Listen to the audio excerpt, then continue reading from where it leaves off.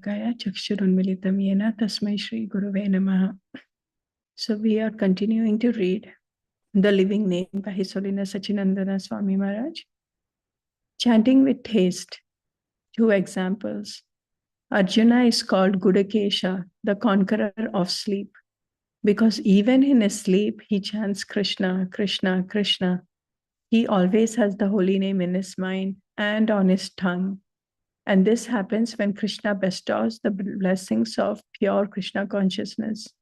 This marks the end of material existence and the beginning of an eternal life full of bliss and knowledge. Chaitanya Bhagavat, Madhya 28.28, paraphrased. I observed something similar in my spiritual master, Srila Prabhupada, when he visited us in Germany in 1974. I was interested to find out what he did in his private time. How did he act behind closed doors? On a day when I knew he was taking a short nap, I scaled the wall of the old castle where we were all staying and climbed onto the balcony. The window to Srila Prabhupada's quarters was half open, and he was lying on his bed. His face turned in my direction. His eyes were closed. He was certainly asleep, but his lips were moving. My breath stopped when I heard him softly chanting, Hare Krishna, and so on and on and on. I could not believe my ears and eyes. He was chanting in his sleep. In breathless suspense, I listened for some time. Then all of a sudden, one eye opened and sent a very bright, clear glance in my direction, saying, Your time is up. I bowed down quickly and scurried away. The next day, Srila Prabhupada told a guest, I have not come to teach you philosophy. I have come simply to ask you to chant, purify your consciousness, and realize your spiritual position. He seemed to indicate that one can come quite quickly to this level. Perhaps the greatest discovery in my own life was when I became aware that the absolute truth is not an it, an object, but a he, a subject, a person. That changed everything. He thinks, feels, and wills in unlimited ways and everything. He wills is immediately fulfilled by one of his many energies without any difficulty. He is thus very much alive. Of all Krishna's various energies, one reigns supreme, his Kripa Shakti, mercy energy. Out of love, Krishna comes to this world in the form of his holy name, making himself easily accessible to even conditioned souls. Let us joyfully join the great saints and the sacred Vedas and welcome him again and again with a full Arati ceremony. Let us bow down and worship his lotus feet by chanting his name with affectionate respect. Let us hope that he will be pleased to intensify our attachment to him, connecting to Krishna, relating to his holy name as a person, and recognizing our chanting as a necessary practice will make all the difference.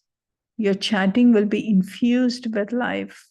Thus, you will meet the title personality of this book, The Living Name. Meeting the living name. Let me ask you a simple question. When are you alive? A possible answer. When spiritual energy, the life force, is at work. When this energy leaves, the body is dead.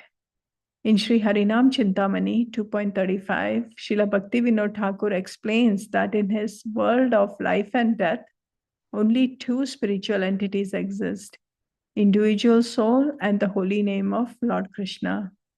The art of chanting is to bring the 2 together. All else is lifeless matter. The holy name is always alive, but the soul becomes spiritually alive only when it actually meets the holy name and chants in that spirit. Otherwise, the soul is like a spark of fire, almost dead. Mechanical chanting where we are absent-minded, will not work, for we only meet the shadow of the holy name, not the real living name. In this book, you will find timeless teachings, tips, and meditations that will help you connect with the actual living name. There is a progressive development in chanting where higher and higher stages await the chanter, each one bestowing different kinds of spiritual delights as the holy name unfolds more and more of his excellences and qualities. And then finally, the greatest mystery will be revealed, that the holy name is absolutely identical with the divine couple, no difference. In one sense, that is the end of the journey.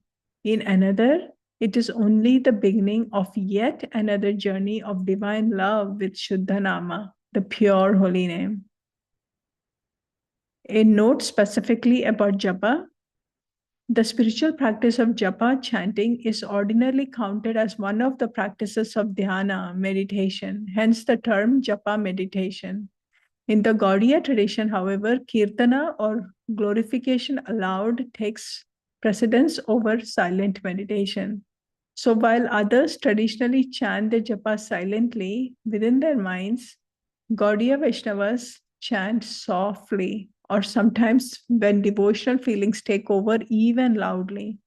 Thus, elements of kirtana and specifically the audible utterance of the holy names have carried into japa meditation.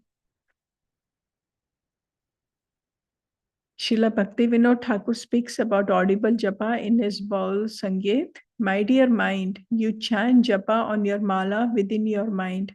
But why do you cease to chant japa externally or audibly? Bhaiya, when one performs bhajana, devotional service within the mind, and prema, pure love of Godhead factually rises internally. And also the external body becomes pervaded by those symptoms. Therefore, the body may rock and sway, and while incessantly turns their japa beats. This is Baul Sangeet Song 8. Okay, I'll stop here. So basically, this is still kind of the introduction. Looks like for the book. So His Holiness Sachinandana Swami Maharaj is clearly giving us a nice introduction and also pulling us into what this book is going to really give it to us, right? And first, he was just explaining about Srila Prabhupada, that Srila Prabhupada, even in his sleep, he was constantly chanting. So I was just, listening to Mahatma Prabhu, His Holiness Mahatma Prabhu. Also, he was speaking about what is the symptom of a pure devotee, right? What is it that is different about a pure devotee is that they never forget Krishna. Even a moment of forgetfulness of Krishna is like death to them. They cannot live in that separation. So they're constantly remembering Krishna, constantly thinking Krishna and chanting. So, like that, we can see the Srila Prabhupada's example that he is, of course, he's a exemplary pure devotee of Krishna, and where in his sleep also, his lips were constantly chanting the holy name. And I thought it was also beautiful how Sachinandana Swami Maharaj explained that in this world, there are only two existing living beings, which is the spirit soul and then the holy name. So Krishna has descended in the form of his holy name in this material world. So this is really, he's giving us an opportunity to connect with him directly, through the holy name. But again, all this can happen when we are chanting in the pure state. So this book, of course, is a very much inspiration, motivation. Maharaj is trying to lead us towards the Shuddhanam, towards the pure chanting of the holy name. So for us, really, even if we read all of this, for us, like I'm just speaking about myself, the stubborn mind just want to still go, get distracted and do all of it, even if we read through all these messages. So really humble prayer to the holy name, that the holy name can bestow some mercy